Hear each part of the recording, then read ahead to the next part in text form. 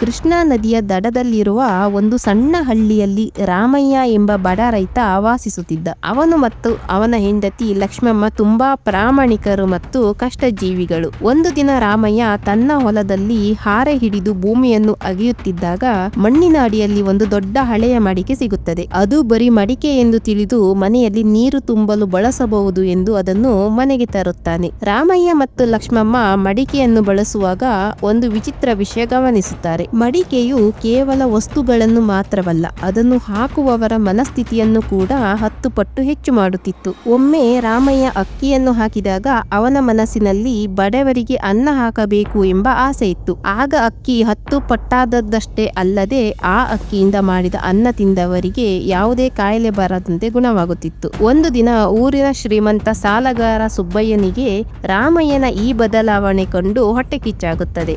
ಒಂದು ರಾತ್ರಿ ಗುಟ್ಟಾಗಿ ರಾಮಯ್ಯನ ಮನೆಯ ಕಿಟಕಿಯಿಂದ ಇಣುಕಿ ನೋಡಿದಾಗ ಆ ಮಾಯಾ ಮಡಿಕೆಯ ರಹಸ್ಯ ಸುಬ್ಬಯ್ಯನಿಗೆ ತಿಳಿಯುತ್ತದೆ. ಹೇಗಾದರೂ ಮಾಡಿ ಆ ಮಡಿಕೆಯನ್ನು ದಕ್ಕಿಸಿಕೊಳ್ಳಬೇಕೆಂದು ಸುಬ್ಬಯ್ಯ ಸಂಚು ಹೂಡುತ್ತಾನೆ.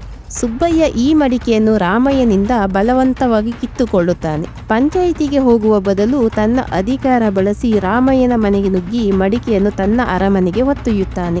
ಮಡಿಕೆಯಿಂದ ಚಿನ್ನದ ನಾಣ್ಯಗಳು 10 ಪಟ್ಟಾಗಿ ಹೊರಬಂದವು ನಿಜ. ಆದರೆ ಅವುಗಳ ಜೊತೆಗೆ ಸುಬ್ಬಯ್ಯನ ದುರಾಸೆ ಮತ್ತು ಕೋಪ ಕೂಡ 10 ಪಟ್ಟಾಯಿತು. ಅವನಿಗೆ ಯಾರನ್ನು ಕಂಡರೂ ದ್ವೇಷ ಬರತೊಡಗಿತು. ತಾನು ಕಷ್ಟಪಟ್ಟು ಸಂಪಾದಿಸಿದ ಹಳೆಯ ಆಸ್ತಿಯು ಅವನಿಗೆ ಕಸದಂತೆ ಕಾಣತೊಡಗಿತು. ಅತಿಯಾದ ಅಹಂಕಾರದಿಂದ ಅವನು ತನ್ನ ಮನೆಯವರನ್ನೂ ಹೊರಹಾಕಿದ. ಒಂದು ದಿನ ಊರಿನಲ್ಲಿ ಬರಗಾಲ ಬರುತ್ತದೆ. ಸುಬ್ಬಯ್ಯನ ಹತ್ತಿರ ಬೆಟ್ಟದಷ್ಟು ಚಿನ್ನವಿದ್ದರೂ ತಿನ್ನಲು ಅನ್ನವಿರಲಿಲ್ಲ. ಅಹಂಕಾರ 10 ಪಟ್ಟಾಗಿದ್ದರಿಂದ ಅವನು ಯಾರ ಹತ್ತಿರವೂ ಸಹಾಯ ಕೇಳಲಾಗದೆ ಒದ್ದಾಡುತ್ತಿದ್ದ. ಆಗ ರಾಮಯ್ಯ ಸುಬ್ಬಯ್ಯನ ಬಳಿ ಬರುತ್ತಾನೆ. ರಾಮಯ್ಯ ತನ್ನ ಕೈಯಲ್ಲಿದ್ದ ಒಂದು ಸಣ್ಣ ರೊಟ್ಟಿಯ ತುಂಡನ್ನು ಮಡಿಕೆಯಲ್ಲಿ ಹಾಕುತ್ತಾನೆ. ರಾಮಯ್ಯನ ಮನಸ್ಸಿನಲ್ಲಿ ಊರಿನವರೆಲ್ಲರ ಹಸಿವು ನೀಗಲಿ ಎಂಬ ಪವಿತ್ರ ಭಾವನೆ ಇತ್ತು. ತಕ್ಷಣ ಆ ಮಡಿಕೆಯಿಂದ ಅಕ್ಷಯ ಪಾತ್ರೆಯಂತೆ ಊರಿಗಾಗುವಷ್ಟು ಆಹಾರ ಉತ್ಪತ್ತಿಯಾಯಿತು. ಇದನ್ನು ಕಂಡ ಸುಬ್ಬಯ್ಯನಿಗೆ ಜ್ಞಾನೋದಯವಾಗುತ್ತದೆ. ಮಡಿಕೆ ಕೇವಲ ಮಣ್ಣಿನದ್ದಲ್ಲ, ಅದು ಮನುಷ್ಯನ ಗುಣದ ಪ್ರತಿಬಿಂಬ ಎಂದು ಅವನಿಗೆ ಅರ್ಥವಾಗುತ್ತದೆ.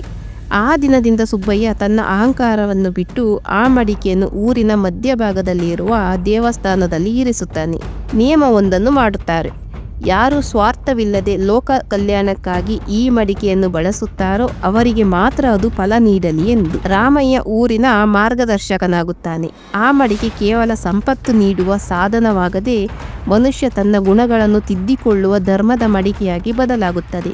ಈ ಕಥೆಯ ನೀತಿ: ದುರಾಸೆ ಮನುಷ್ಯನನ್ನು ನಾಶ ಮಾಡುತ್ತದೆ, ಆದರೆ ಪ್ರಾಮಾಣಿಕತೆ ಮತ್ತು ಹಂಚಿಕೊಳ್ಳುವ ಗುಣ ಎಲ್ಲರಿಗೂ ಸುಖವನ್ನು ನೀಡುತ್ತದೆ. ಈ ಕಥೆ ನಿಮಗೆ ಇಷ್ಟವಾದರೆ ಲೈಕ್ ಮಾಡಿ. ಇನ್ನಷ್ಟು ಕನ್ನಡ ಕಥೆಗಳಿಗಾಗಿ ಸಬ್ಸ್ಕ್ರೈಬ್ ಮಾಡಿ.